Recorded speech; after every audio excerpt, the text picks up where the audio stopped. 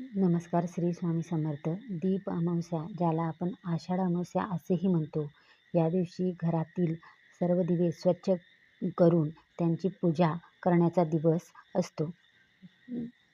ज्यामध्ये समई, निरांजन, सर्व प्रकारचे दिवे मातीचे, धातूंचे स्वच्छ केले जातात आणि त्यांची पूजा केली जाते.